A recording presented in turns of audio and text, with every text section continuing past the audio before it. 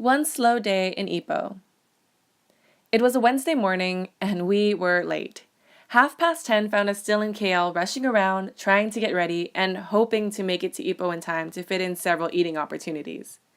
Though, perhaps we should have realized that a 10 o'clock departure was a bit ambitious after 2 weeks of waking up at noon.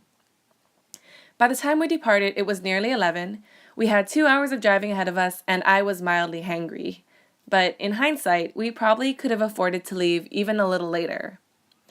After spending 5 magical, relaxing, food-filled days in Penang the week before, and hearing from a friend that Ipoh was like a small Penang with less elephant pants wearing backpackers, we decided to fit it into my last week in Malaysia.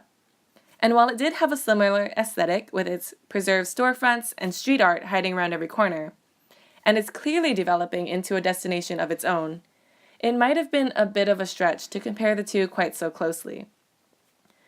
Our Ipoh adventure began when we rolled into the city around 1, set off in search of food, and settled on Restaurant New Hollywood. Despite them being already out of the thing that we wanted to try the most, we ended up having not 1, not 2, but 4 different dishes. Most notably was this plate of thick sliced toast, smothered in margarine and topped with 2 jiggly eggs that were poached so lightly that they were barely holding together. Quite full, but with a separate dessert stomach yet to settle, we headed to the only real item on our agenda, Concubine Lane. Concubine Lane's jarring name, much like it suggests, refers to a time in history when merchants who became rich in the prosperous tin industry in Ipoh would keep concubines, and this street, so the rumors say, was where many of them were housed. All that's left now of its shady past, however, are the houses themselves, many of them converted into storefronts and guest houses. Besides being home to the best tauhu pho in the city, in recent years, Concubine Lane, lined with vendors selling kitsch and dessert, has become an attraction. As we walked down the street after stopping for both tauhu pho and coconut ice cream, it really did feel like I was back in Penang. With the hot sun beating down, the multilingual chatter coming from every direction, and the paint-chipped historical facades, it was hard not to draw the connection. And then, it stopped. At the end of the street, rather than turning a corner and continuing on into a snapshot of centuries past, bursting with life and activity, we were met with, well, a small, sleepy city. Many of the buildings were abandoned or closed. There were few cars on the streets, and there hardly seemed to be any people. It was 2:30, and it appeared that we'd already seen most of what Ipoh had to offer. So we walked, and we walked, and we walked. We walked to the train station. We got a tour of an herbal tea museum.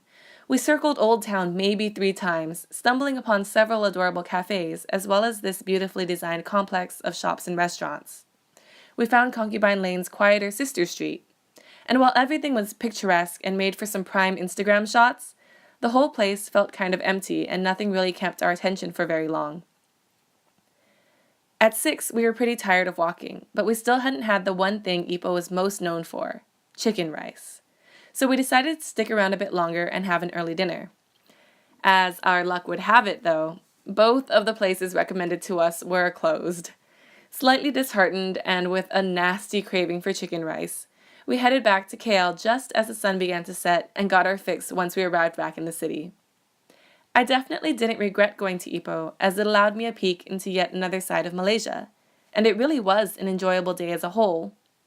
The mistake, I guess, was going in with this idea of what it was supposed to be like. Maybe one day it really will resemble a smaller Penang, but for now it might be better not to make such comparisons. So while I can't say that Ipoh is somewhere you need to fit in during your next trip to Malaysia, it would be a great way to spend half a day, taking things slow, stopping to get a few snaps for Instagram, on your way between Penang and KL.